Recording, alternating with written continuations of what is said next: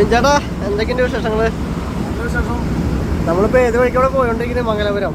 നമ്മളിപ്പോ അങ്കോള മംഗലാപുരം നേരെ കേരളം കേരളം ഗോകർണം പറയും. ഗോകർണം സ്ഥലമാണത്. അതല്ലേ. നമുക്ക് ഇപ്പൊ ഈ BS6 വണ്ടിയെ കുറിച്ച് എന്തിട്ട് നിലപാടും?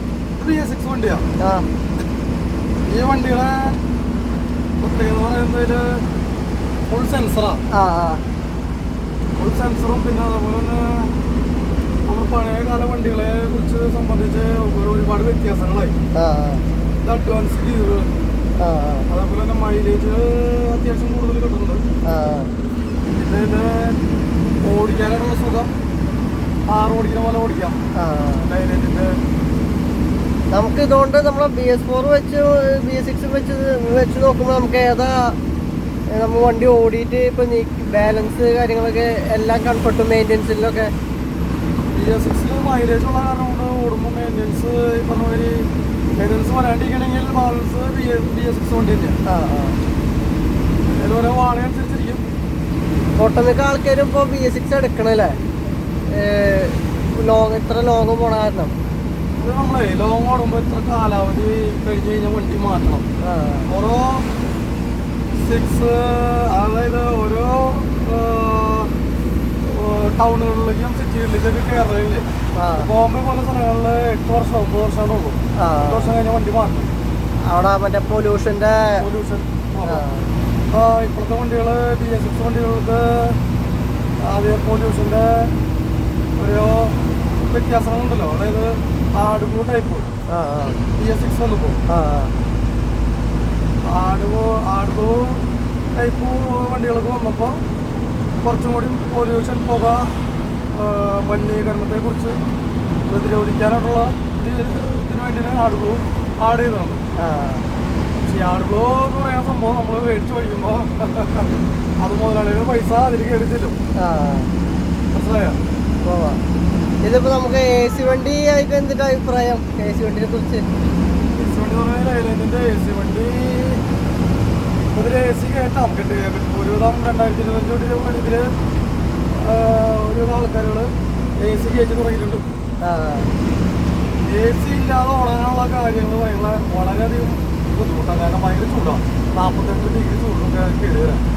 48-50 ഡിഗ്രി ചൂടെന്നൊക്കെ പറഞ്ഞാൽ ഭയങ്കര ചൂടാണ്. ഒരു രക്ഷയില്ല. ഓടാനായിട്ട് അതിലെല്ലാവർക്കും മടി. നമ്മളിപ്പോ സമയങ്ങളിലൊക്കെ പക്ഷെ നമ്മള് വണ്ടി നിർത്തിയിട്ടില്ല എന്നുണ്ടെങ്കിൽ ടയറ് ഈ പറഞ്ഞ ഒരു വളരെയധികം ചൂടാവും. എല്ലാവർക്കും അറിയണ കേസാണ്. ടയറിൽ ഓടുന്ന കേസാണ്. അതുപോലെ തന്നെ ട്രെയിനിൽ ഓടുമ്പോൾ നമുക്ക് വണ്ടിയുടെ ഓരോ വണ്ടികൾക്കും ഓരോ സ്വഭാവങ്ങളാണ്.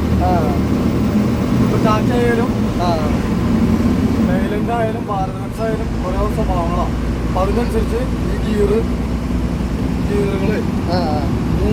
ഓരോ മൂവ്മെന്റ് അനുസരിച്ച് മാറ്റി വണ്ടികളുടെ രീതിയിൽ ഓടിച്ചു കഴിഞ്ഞാൽ വണ്ടികൾക്ക് കംപ്ലൈന്റും കുറയും. വണ്ടികൾ നമുക്ക് അരി തന്നെ അതുകൊണ്ട് നമ്മൾ ശ്രദ്ധിക്കണം. ഓടിക്കുമ്പോൾ ക്ലച്ചുമൊന്നും കാല് വെക്കാണ്ട് പണ്ടേ തുടങ്ങി പറഞ്ഞല്ലേ കാരണന്മാര് പറയും, പഴയ ആശാന്മാര് പറയും ക്ലച്ച് പടലുമ്പോൾ കാല് വെച്ച് ഓടിക്കരുത്.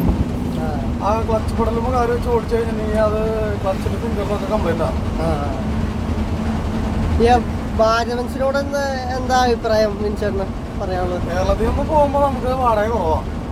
അതങ്ങനെയാണല്ലോ. കേരളത്തിൽ നിന്ന് പോകുമ്പോൾ വാടക കുറവാണ്. പിന്നെ നമ്മള് ബോംബെന്നായാലും മറ്റു സ്റ്റേറ്റുകളിലായാലും തിരിച്ച് കേരളത്തിലേക്ക് വരുമ്പോഴാണ് നമുക്ക് ബാലൻസ് കിട്ടാം.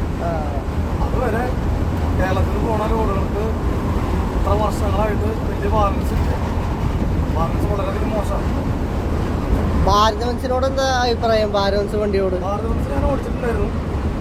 ഭാരതവൻസിന്റെ വീഡിയോ ഇപ്പൊ നമ്മുടെ ചാനലുണ്ട്. ഞാൻ അതിന്റെ റീൽസും കുറച്ച് വീഡിയോകളൊക്കെ ഞാൻ കിട്ടിയിരുന്നു. ഭാരതവൻസ് എങ്ങനെയുണ്ട് പെർഫോമൻസ് ലൈലാൻഡ് വെച്ച് നോക്കുമ്പോ?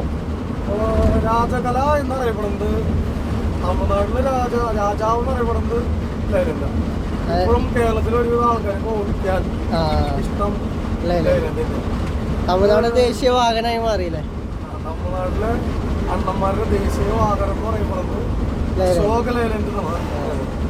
കാരണം ഭൂരിഭാഗം എടുത്തു നോക്കിയിട്ടുണ്ടെങ്കിൽ അശോകലൈലൻഡ് വണ്ടി മാത്രമേ ഉള്ളൂ. പിന്നെ അതുകൊണ്ടെങ്കിൽ കേരളത്തിൽ ഇപ്പോൾ എല്ലാവർക്കും ഇഷ്ടം ഈ പറഞ്ഞ പോലെ തന്നെ ലൈലൻഡാ. ലോങ് ഓടാൻ സൗകര്യം, അതിൻ്റെതായ എല്ലാ കാര്യങ്ങളും BS4 വരെയുള്ള വണ്ടികൾക്ക് കൊണ്ടുനടക്കാൻ നല്ല സൗകര്യമാണ്. അത് കഴിഞ്ഞാൽ ഈ പറഞ്ഞ പോലെ നമുക്ക് ഭാരത് ബെൻസ് ഒരു മെയിൻ്റെനൻസ് വർക്ക് വന്നാൽ മാത്രമാണ് കാശ് വരും. ഇപ്പൊ പുറത്തൊക്കെ പണിയാൻ നോക്കുന്നുണ്ട്. ഇപ്പൊ ഒരുവിധ വണ്ടികളൊക്കെ പുറത്ത്, അതുപോലെ തന്നെ മറ്റുള്ള വർഷാപ്പുകളൊക്കെ കൊണ്ട് പണിയുന്നുണ്ട്. എല്ലാ സാധനങ്ങൾക്കും വില കൂടിയോടുകൂടി ലോറിപ്പണിക്കാർക്ക്, ലോറിയുടെ ഓണർമാർക്കൊക്കെ ഈ പറഞ്ഞ പോലെ ബാലൻസിൽ നിന്ന് ഇടിവായി. നമ്മള് നാട്ടിൽ നിന്ന് കൂടി വന്ന ബോംബെക്ക് പോകുന്നത് 80,000 രൂപ മാക്സിമം. 84 കിട്ടുന്ന സമയമുണ്ട്.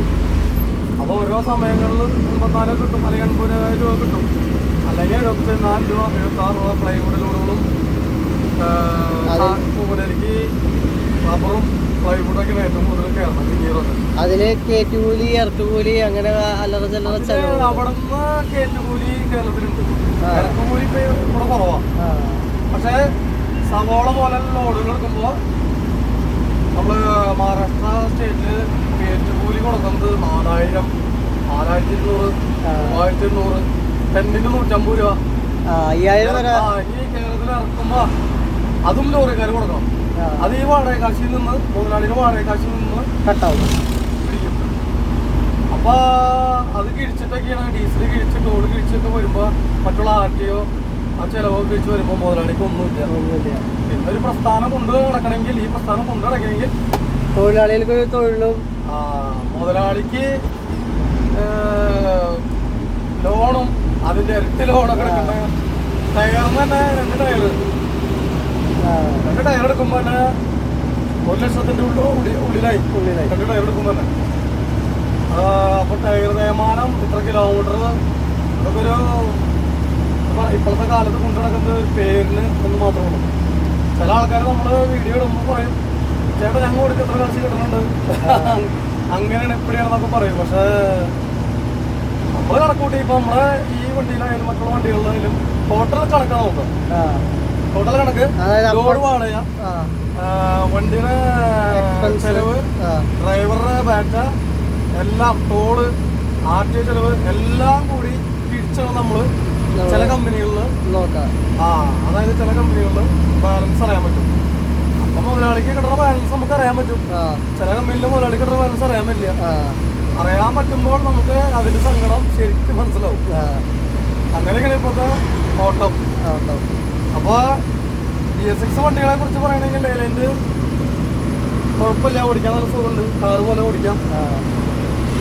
ചെലവ് ഈ പറഞ്ഞ പോലെ എന്തെങ്കിലും ഒരു ഡാമേജ് വന്നാൽ BS6 വണ്ടികൾക്ക് ഇരട്ടി കാശ് അടയ്ക്കാം ചെലവിന് വേണ്ടി, വർക്ക്ഷോപ്പ് മറ്റുള്ള കാര്യങ്ങൾക്ക്. അത് അങ്ങനെയൊക്കെയാണ് നമ്മുടെ നാഷണൽ പെർമിറ്റിന്റെ ജീവിതം. അപ്പൊ ഓക്കെ, അടുത്ത വീഡിയോയിൽ കാണാം. ഓക്കെ, കാണാം. ഓക്കെ.